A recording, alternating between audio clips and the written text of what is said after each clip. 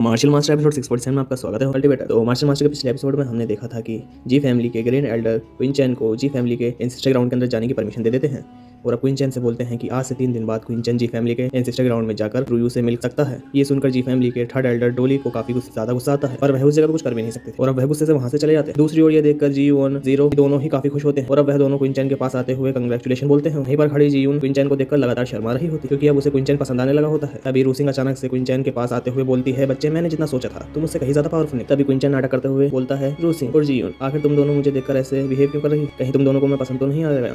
ये सुनते ही जिन उस जगह पर और भी ज़्यादा शर्माने लगती है। जो देखते ही क्वीन चैन बोलता है, 1 मिनट रुको, मैं यहाँ पर पहले ही रुयू को अपना वाइफ स्वीकार कर चुका हूँ, मतलब धर्मपत्नी। और तो मैंने उसे कसम खाई है कि मैं अपनी पूरी लाइफ में बस एक ही शादी करूँगा, तो मैं यहाँ पर तुम दोनों के लिए अपनी वाइफ को धोखा नहीं दे सकता।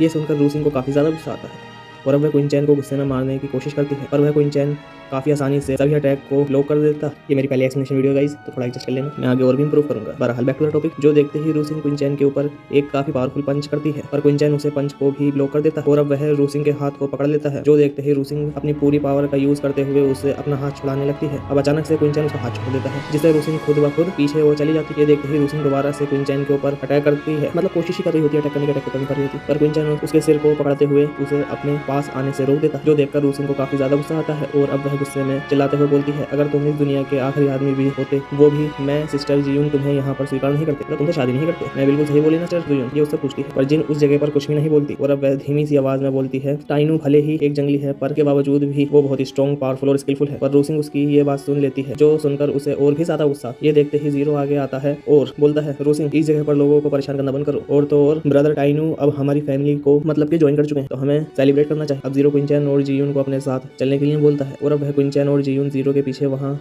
से जाने लगते हैं। जो देखते ही रूसिंग भी काफी तेजी में उसके पीछे भागती है और अब उन चारों के वहां से जाते ही जुमानजी भागते हुए सुडोंग के पास आता है और वह उसे संभालने की कोशिश करता है पर सुडोंग गुस्से में जुमानजी खुद से दूर कर देता है। अब सीन शिफ्ट होता है और हमें दिखाया जाता है कि जीरो, जियन और रूसिंग क्वीन चैन के साथ एक जगह पर बैठकर एल्कोहल मतलब ड्रिंक पी रहे होते हैं, जीत की खुशी में सेलिब्रेट कर रहे होते हैं। वहीं पर क्वीन चैन एल्कोहल पीने का नाटक करते हुए लगातार जीरो और रूसिंग को दारू पिलाया जा रहा होता है जिससे वह दोनों काफ़ी ज़्यादा नशे में आ जाते हैं। वहीं पर क्वीन चैन मन ही मन सोच रहा होता है, अब बस मुझे यहाँ पर 3 और दिन तक इंतज़ार करना है, 3 दिन के बाद मुझे रुयू से मिलने का मौका मिलेगा। वहीं दूसरी ओर जीरो काफ़ी ज़्यादा खुश होता है क्योंकि उसे क्वीन चैन को अपने फैमिली के एल्डर से इंट्रोड्यूस करवाया होता है। इस हिसाब से क्वीन चैन उसका सबऑर्डिनेट हुआ और क्वीन चैन इस जगह पर इतना ज़्यादा पावरफुल है कि जल्दी ही फैमिली में उसकी पोजीशन काफ़ी ज़्यादा बढ़ जाएगी। और अब जीरो वहाँ पर रूसिंग को क्वीन चैन के लिए एल्कोहल टेस्ट करने के लिए बोलता है पर रूसिंग ऐसा करने से मना कर देती है। जो देखते ही जीरो गुस्से होने लगता है।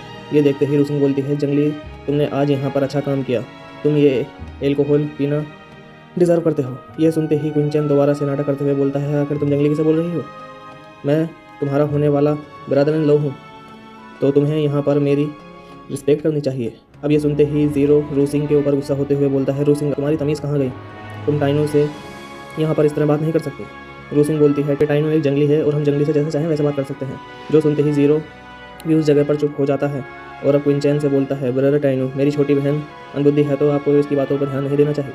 क्वीन चैन हंसते हुए बोलता है, जीरो तुम्हें परेशान होने की कोई ज़रूरत नहीं है, जीजा साली के भी इस तरह की बातें तो होती रहती हैं। ये सुनकर रूसिंग को और भी ज़्यादा गुस्सा आने लगता है और अब वह क्वीन चैन नशे में होने का नाटक करते हुए अपनी जगह से उठकर खड़ा होता है और अब वह जीरो के पास आते हुए बोलता है, मैं तुम्हें मतलब क्या वो जीरो के पास आते हुए बोलता है, मैं तुम्हारा जीजा हूँ, तो अगर आज के बाद तुम्हें यहाँ पर कोई भी बुली करने की कोशिश करे तो तुम मेरे पास आकर मुझसे उसकी शिकायत कर सकते हो, मैं तुम्हारे लिए ज़रूर पनिश करूँगा और मेरे यहाँ पर रहते मेरे साले को कोई भी बुली नहीं कर सकता। ये सुनकर जीरो काफ़ी ज़्यादा खुश होता है। तभी जीयून मतलब खुश होने का नाटक कर रहा होता है। तभी जीयून वहाँ पर खड़ी होती हुई क्वीन चैन को ड्रिंक ऑफर करती है। वहीं पर वह क्वीन चैन से नजरें भी नहीं मिला रही होती।